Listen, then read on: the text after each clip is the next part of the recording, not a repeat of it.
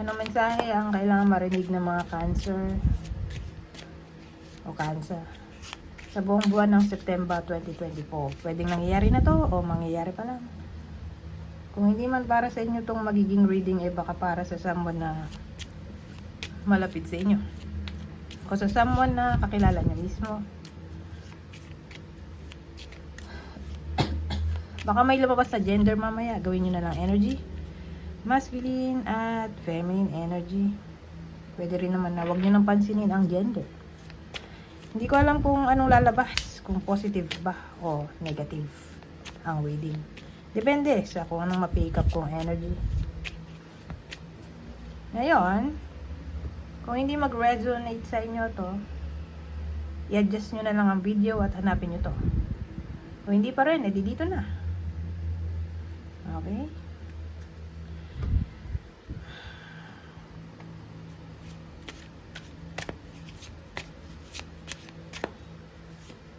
At nga pala, bago ko malimutan, inuubo ako, ha? Ganun talagang buhay, minsan nagkakasakit. Kaya pagpasensyaan nyo na kung inuubo ako ngayon.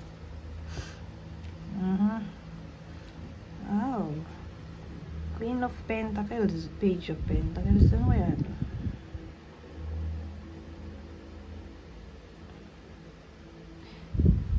Kasi ang dating sa akin na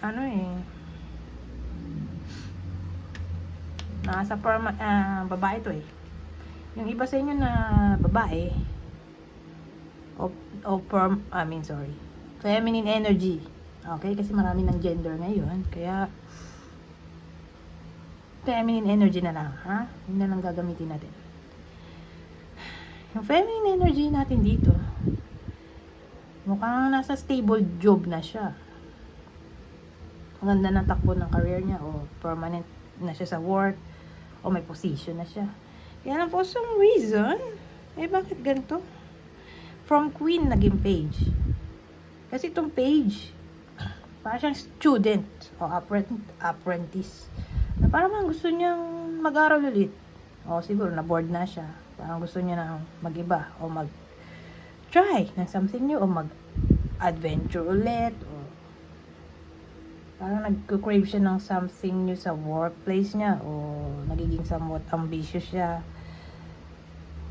Parang hindi siya kontento o ganun kasaya sa work niya ngayon, na parang may kulang, kaya parang gusto niya bumalik ulit sa Page.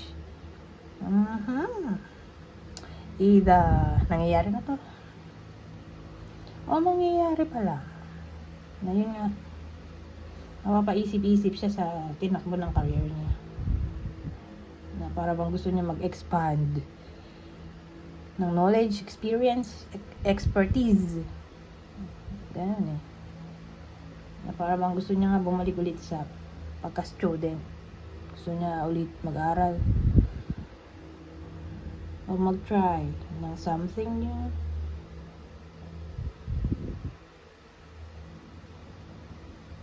Oo, nag-crave siya ng more, something more, parang more experience. O baka nga bored na, who knows? Bored na siya sa work.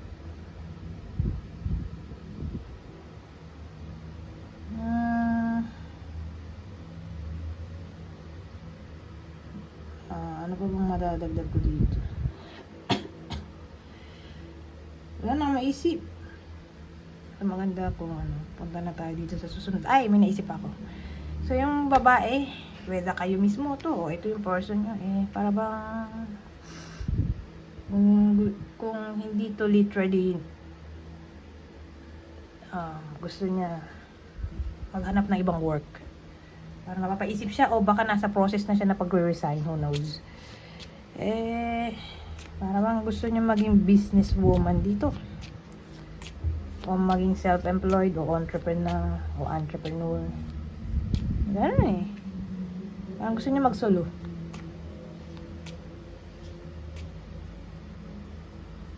Sabihin natin independent professional. Gusto niya maging ganun. Para sa iba sa inyo. Punta na tayo dito. Ano naman yan?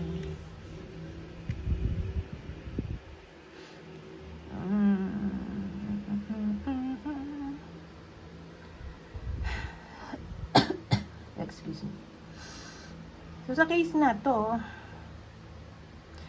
para bang nangyayari na to sa iba sa inyo na gusto na nilang makaalis sa kanilang sitwasyon. Kasi mukhang nahihirapan yung iba sa inyo. Nandun sila sa sitwasyon na mahirap. Na gusto na nila umalis doon o masolusyonan yon. Nai-stress yung iba sa inyo. Na para bang gusto nila ng clarity. Pero kung di pa to nangyayari, doon tayo problemado. Kasi nga, darating pa lang siya. At least ito, tawag dito. Nararanasan na niya kaysa yung mararanasan pa lang. So, nasa process na siya ng enlightenment. Kasi, pwede rin tong card na devotion, religion, di ba? Enlightenment through religion, spirituality.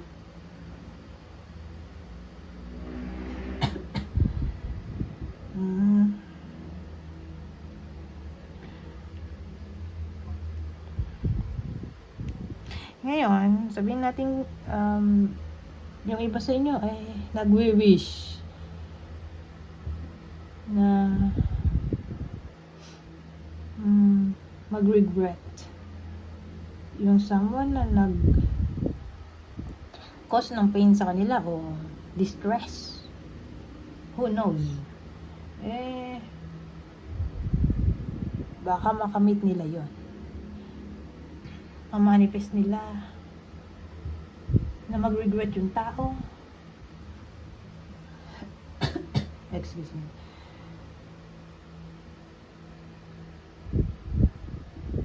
Grabe naman kung karmahin. Pero pwede mo. Kasi suffer din to Ito magiging victorious yung iba sa inyo. Pero kung sabihin naman natin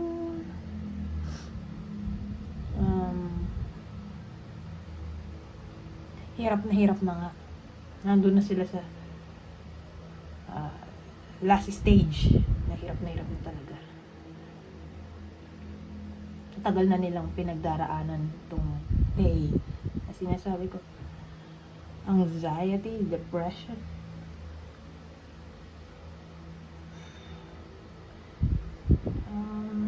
Sana nga makalis na sila doon. Kasi ito ay pwedeng card din ng pag-unlock, di ba? So sabihin natin nakulong na nga yung iba sa inyo sa kanilang depression o sa sitwasyon na ang hirap umalis. So ito, may key na kayo. Makakalis na kayo dahil may key. May key na. Okay?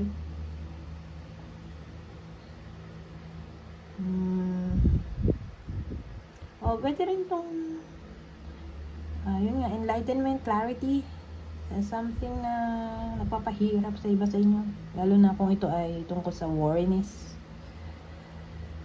o mystery, secrecy. Isipon na rin ako. Excuse me. Anyways, punta na tayo dito. Hindi ako pwede magtagal, inubo ko. Embrace what destiny has in store for you. So, pag nakita ko yan, para siyang pag-grab ng opportunity. Grab lang ng grab. Pero syempre, kailangan nyo rin pay attention sa red flags, di ba? Bago i-grab. Ayan ito, twin flame to. Wish come true. Make a wish. Okay, 11-11 ay ganun tungkol siya sa wish. Pwedeng twin flame. Maraming meaning, hanapin nyo na lang sa internet. Pero dito sabi, 11-11 is an important excuse me. 11-11 is an important number for twin flames. It symbolizes the harmony and balance of soul counterparts. So, kung twin flames, sabi natin, may awakening na yung iba sa inyo tungkol sa twin flames connection. Na para bang ni-emphasize dito ang topic ng balance.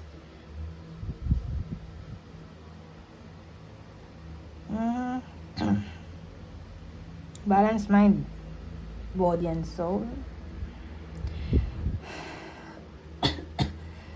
Pero again, pwede itong wish.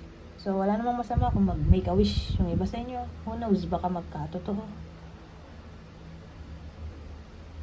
Anyways, ay, nga pala.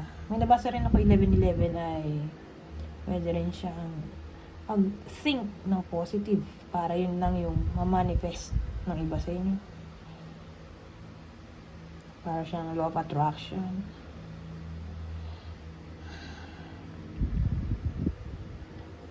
Para kasi siyang 11:11 ay door. Dalawang door. Double opportunity. O para siyang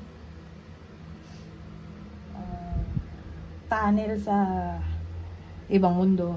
Kasi nga mukha siyang door. Pag 11, di ba? Ito, door. Dalawang door. Anyways, hanggang dito na lang. Goodbye. For now.